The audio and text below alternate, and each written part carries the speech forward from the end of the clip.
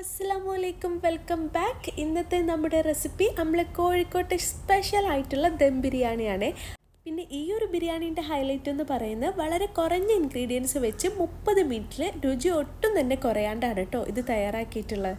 ഇനിയിപ്പോൾ ബിരിയാണി ഉണ്ടാക്കാൻ അറിയില്ലെങ്കിൽ പോലും ഈ ഒരു വീഡിയോ കണ്ടിട്ടാണ് നിങ്ങൾ ബിരിയാണി ഉണ്ടാക്കുന്നതെന്നുണ്ടെങ്കിൽ 100% ഞാൻ ഉറപ്പ് പറയാണ് നല്ല പെർഫെക്റ്റ് ആയിട്ടുള്ള ദം ബിരിയാണി റെഡിയാക്കി എടുക്കാം കേട്ടോ. എന്നാൽ നമുക്ക് നേരെ വീഡിയോയിലേക്ക് പോവാം. അതിനു മുൻപ് നമ്മുടെ ചാനൽ ആരെങ്കിലും ആദ്യമായിട്ട് കാണുന്നുണ്ട്, നിങ്ങൾക്ക് എൻ്റെ ചാനൽ ഇഷ്ടമാണെന്നുണ്ടെങ്കിൽ ഇപ്പോൾ തന്നെ ഒന്ന് സബ്സ്ക്രൈബ് ചെയ്തേക്കുക. അപ്പോൾ വീഡിയോ ഇഷ്ടമായാലും ഒന്ന് ലൈക്കും കൂടെ ചെയ്തേക്കണേ. അപ്പോൾ ഈ ഒരു ബിരിയാണി ഉണ്ടാക്കാൻ ആദ്യം തന്നെ നമുക്ക് കുറച്ച് വെജിറ്റബിൾസ് ഒന്ന് കട്ട് ചെയ്തെടുക്കണം. അപ്പോൾ ഞാനിവിടെ 1/2 കിലോ ചിക്കനിലോട്ടുള്ള മസാലയ്ക്കുള്ള വെജിറ്റബിൾസ് ആണ് കേട്ടോ കാണിച്ചിട്ടുള്ളത്. ഇനി നമുക്ക് ഈ വെജിറ്റബിൾസ് ഒക്കെ ഒന്ന് കട്ട് ചെയ്തെടുക്കാം. കട്ട് ചെയ്തെടുക്കുന്നതിലും ഒരു ടേസ്റ്റ് ഉണ്ട് കേട്ടോ. അപ്പോൾ സവാള നിങ്ങൾ കട്ട് ചെയ്തെടുക്കുകയാണെങ്കിൽ ഇതുപോലെ നൈസായിട്ട് വേണം കട്ട് ചെയ്തെടുക്കാൻ. പിന്നെ തക്കാളി ആണെങ്കിലോ ഇതുപോലെ റൗണ്ടിൽ കട്ട് ചെയ്തെടുത്താൽ മതി. പിന്നെ അതുപോലെ പച്ചമുളകും ഇഞ്ചിയും വെളുത്തുള്ളിയും ഇതുപോലെ ചതച്ചെടുത്താൽ മതി. ഒരുപാട് പേസ്റ്റ് ആക്കേണ്ട ആവശ്യമില്ല. പിന്നെ കുറച്ച് മല്ലിച്ചപ്പും അതുപോലെ തന്നെ കുറച്ച് കറിവേപ്പില എടുത്തിട്ടുണ്ട്. നിങ്ങളുടെ കയ്യിൽ ഉണ്ടെന്നുണ്ടെങ്കിൽ കുറച്ച് പുതിനയിലും കൂടെ എടുക്കണേ. ഇനി അടുത്തതായിട്ട് 1/2 കിലോ ചിക്കന് കഴുകി വൃത്തിയാക്കി വെച്ചിട്ടുണ്ട്. അപ്പോൾ ഈ ഒരു ബിരിയാണി ഉണ്ടാക്കുമ്പോൾ ഞാൻ ആദ്യം തന്നെ റൈസാണ് കേട്ടോ റെഡിയാക്കി എടുക്കുന്നത്. അതിനായിട്ട് 2 ഗ്ലാസ് അരി ഒരു ബൗളിലോട്ടിട്ട് മാറ്റി വെക്കുക. അപ്പോൾ ഈ അരിയൊക്കെ അളക്കുന്നത് എന്തിനാണ് കാണിക്കുന്നതെന്ന് വെച്ചാൽ പലർക്കും ഡൗട്ട് ഉണ്ടാവും കേട്ടോ. റൈസൊക്കെ റെഡിയാക്കുന്ന ടൈമിൽ എത്ര വെള്ളം എടുക്കണം, അരി എടുത്ത സെയിം അളവിലാണോ വെള്ളം എടുക്കേണ്ടതെന്ന്.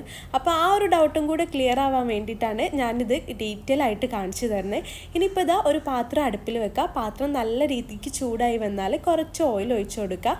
നിങ്ങൾക്ക് ഏത് ഓയിൽ വേണമെങ്കിലും ഒഴിച്ചു കൊടുക്കുക. ഇനി ഓയിൽ നല്ലോണം ഒന്ന് ചൂടായി കഴിഞ്ഞാൽ ഇതിലോട്ടുള്ള സ്പൈസസ് ചേർത്ത് കൊടുക്കുക. അപ്പോൾ ഞാനിവിടെ കുറച്ച് ഏലക്കയും അതുപോലെ ഗ്രാമ്പും 2 കഷ്ണം പട്ടയാണ് കേട്ടോ ചേർത്ത് കൊടുക്കുന്നത്. ഇനി ഇതൊന്ന് മിക്സ് ചെയ്ത് കൊടുക്കുക. അതിൻ്റെ ആ ഒരു റോ സ്മെല്ലൊക്കെ മാറി വരുന്ന ടൈമിൽ നമുക്കിതിലോട്ട് ചതച്ച് വെച്ചിട്ടുണ്ടായിരുന്ന പച്ചമുളകും ഇഞ്ചിയും വെളുത്തുള്ളിയും കുറച്ച് ചേർത്ത് കൊടുക്കുക.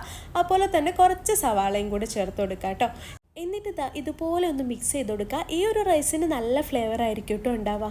നമ്മളിതിൽ പച്ചമുളകും ഇഞ്ചിയും വെളുത്തുള്ളിയും ചതച്ചതൊക്കെ ചേർത്തുകൊണ്ട് തന്നെ നല്ല ഫ്ലേവർ ആയിരിക്കും.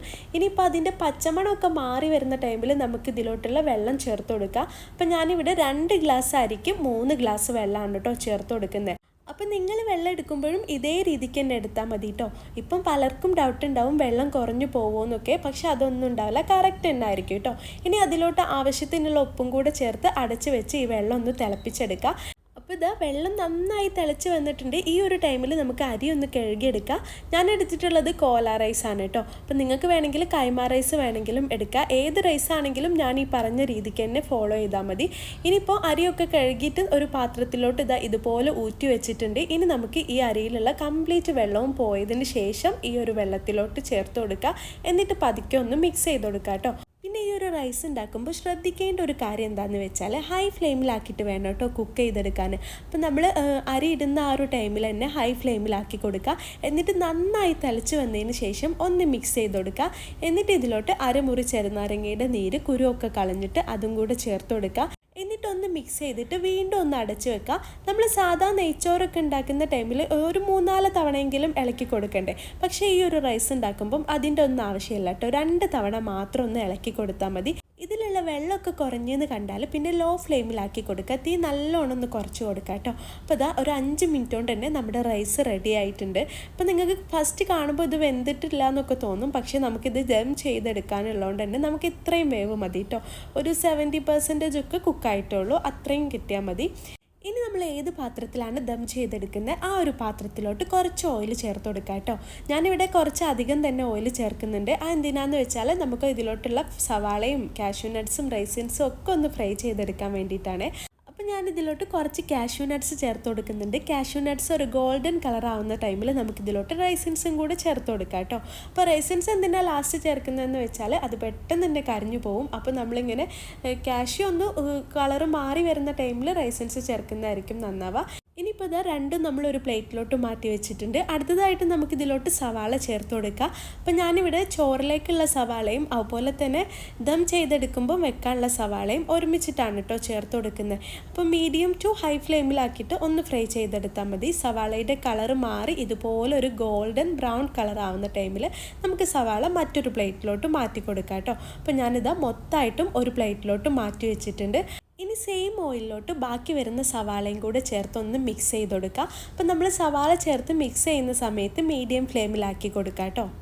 പിന്നെ ഈ ഒരു ബിരിയാണിയുടെ വേറൊരു പ്രത്യേകത എന്താണെന്ന് വെച്ചാൽ നമ്മൾ കാഷ്യൂ നട്ട്സും റൈസിൻസും സവാളയൊക്കെ ഫ്രൈ ചെയ്തിട്ടുള്ള സെയിം ഓയിലിലാണ് നമ്മൾ ഈ ഒരു മസാലയും റെഡിയാക്കുന്നത് കേട്ടോ.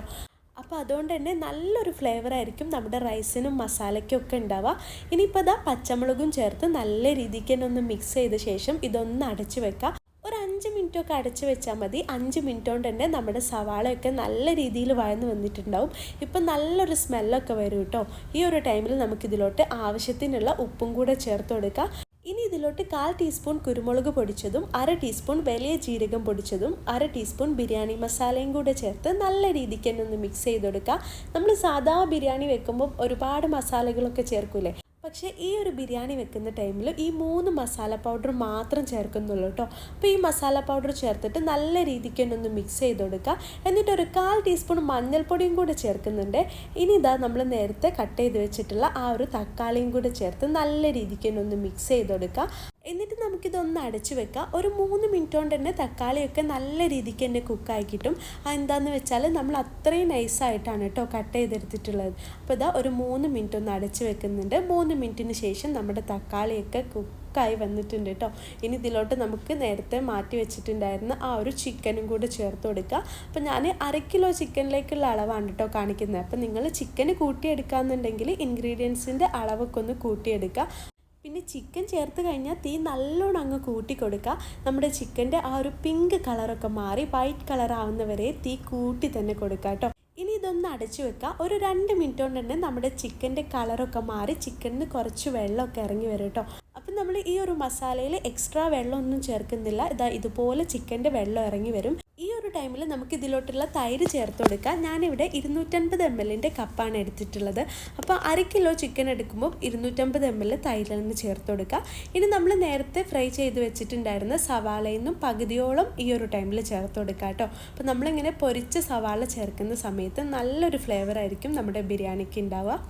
ഇനി ഇത് നല്ലോണം ഒന്ന് മിക്സ് ചെയ്ത ശേഷം നമ്മൾ നേരത്തെ മാറ്റി വെച്ചിട്ടുണ്ടായിരുന്ന മല്ലിച്ചപ്പും കറിവേപ്പിലയും കൂടെ ചേർത്ത് കൊടുക്കുക. എന്നിട്ട് വീണ്ടും ഒന്ന് മിക്സ് ചെയ്ത് കൊടുക്കുന്നുണ്ട് കേട്ടോ. അടുത്തതായിട്ട് 1/2 മുറി ചെറുനാരങ്ങയുടെ നീര് കുരുവൊക്കെ കളഞ്ഞിട്ട് അതും കൂടെ ചേർത്ത് കൊടുക്കുക. അപ്പോൾ നിങ്ങൾ നാരങ്ങ നീര് എടുക്കുമ്പം കുരു ഇല്ലാണ്ടിരിക്കാൻ വേണ്ടി ശ്രദ്ധിക്കുക കേട്ടോ. കുരു കുടുങ്ങിക്കഴിഞ്ഞാൽ മസാലയ്ക്ക് ചെറിയൊരു കയ്പ്പ് വരാനുള്ള ചാൻസ് ഉണ്ട്. ഈ ഒരു ടൈമിൽ മസാലയുടെ ഉപ്പൊന്ന് ചെക്ക് ചെയ്തിട്ട് ആവശ്യമാണെങ്കിൽ കുറച്ച് ഉപ്പും കൂടെ ചേർത്ത് കൊടുക്കുക കേട്ടോ. അപ്പോൾ ഇതാ മസാലയൊക്കെ ഇവിടെ റെഡി ആയിട്ടുണ്ട്. പിന്നെ ഈ ഒരു മസാലയിൽ കുറച്ച് വെള്ളമുള്ള പോലെ തോന്നും. ആ കാര്യമാക്കണ്ട കേട്ടോ. നമ്മൾ ദം ചെയ്തെടുക്കുന്ന ടൈമിൽ അതങ്ങ് സെറ്റായി കിട്ടും. ഇനി നേരത്തെ കുക്ക് ചെയ്ത് വെച്ചിട്ടുള്ള റൈസ് ഈ ഒരു മസാലയുടെ മുകളിലോട്ട് ഇട്ട് കൊടുക്കുക. അപ്പോൾ നമ്മൾ റൈസ് ഇട്ട് കൊടുക്കുമ്പം ശ്രദ്ധിക്കേണ്ട ഒരു കാര്യം എന്താണെന്ന് വെച്ചാൽ റൈസ് മിക്സ് ചെയ്യാതെ വേണം കേട്ടോ ചേർത്ത് കൊടുക്കാൻ. ഇതുപോലെ റൈസിൻ്റെ മുകൾ ഭാഗത്തുനിന്ന് കുറച്ചെടുത്തിട്ട് മസാലയുടെ ആ ഒരു മുകൾ ഭാഗത്തോട്ട് വെച്ച് കൊടുക്കുക. അതെന്തിനാന്ന് വെച്ചാൽ നമ്മൾ റൈസ് മിക്സ് ചെയ്യാണ്ട് വെച്ചുകൊണ്ട് തന്നെ മുകൾ ഭാഗത്ത് കുറച്ച് വേവ് കുറഞ്ഞ രീതിയിലായിരിക്കും നമുക്ക് കിട്ടുക. അപ്പം ഞാൻ ഈ പറഞ്ഞ രീതിയിലാണ് ദം ചെയ്തെടുക്കുന്നതെന്നുണ്ടെങ്കിൽ മസാലയുടെ ആ ഒരു ഫ്ലേവർ കറക്റ്റ് നമ്മുടെ റൈസിലോട്ട് വരും കേട്ടോ. അപ്പോൾ ബിരിയാണിക്ക് നല്ലൊരു ഫ്ലേവർ ആയിരിക്കും ഉണ്ടാവുക. ഇനിയിപ്പോൾ ഇതാ ഫസ്റ്റ് ലെയർ നമ്മൾ സെറ്റ് ചെയ്തെടുക്കാൻ വേണ്ടി പോവാണ്. ആദ്യം തന്നെ റൈസ് ഇട്ടു, അതിൻ്റെ മുകളിലോട്ട് കുറച്ച് ബിരിയാണി മസാല ഇട്ട് കൊടുക്കുന്നുണ്ട്. പിന്നെ നമ്മൾ നേരത്തെ ഫ്രൈ ചെയ്ത് വെച്ചിട്ടുണ്ടായിരുന്ന കാഷ്യൂവും റൈസിൻസും സവാളയും പിന്നെ കുറച്ച് മല്ലിയിലയും കൂടെ ചേർത്ത് കൊടുക്കുന്നുണ്ട്. ഇനി ബാക്കി വരുന്ന ആ ഒരു ചോറ് ഇതിന് മുകളിലോട്ട് ഇട്ട് കൊടുത്തിട്ട് മുകൾ ഭാഗം ഒന്ന് ലെവൽ ചെയ്ത് കൊടുക്കുക. ഇനി നമ്മൾ നേരത്തെ കാണിച്ച പോലെ തന്നെ എല്ലാ ഇൻഗ്രീഡിയൻസും ചേർത്ത് കൊടുക്കുന്നുണ്ട്. പിന്നെ ഇതിലോട്ട് സ്പെഷ്യലായിട്ട് കുറച്ച് മിൽമ നെയ്യ് ചേർത്ത് കൊടുക്കുന്നുണ്ട് കേട്ടോ. അപ്പോൾ നമ്മൾ ബിരിയാണി ഇങ്ങനെ ദം ചെയ്തെടുക്കുന്ന ടൈമിൽ നെയ്യ് ചേർത്ത് കൊടുക്കുകയാണെങ്കിൽ നല്ലൊരു ഫ്ലേവർ ആയിരിക്കും നമ്മുടെ ബിരിയാണിക്ക് ഉണ്ടാവുക. ബിരിയാണിക്ക് മാത്രമല്ല കേട്ടോ, നമ്മൾ മന്തിയും കബ്സയൊക്കെ ഉണ്ടാക്കുമ്പം ലാസ്റ്റിൽ ഇതുപോലെ 1 ടീസ്പൂൺ നെയ്യ് ചേർത്ത് കൊടുക്കുകയാണെങ്കിൽ നല്ലൊരു ഫ്ലേവർ ആയിരിക്കും ഉണ്ടാവുക.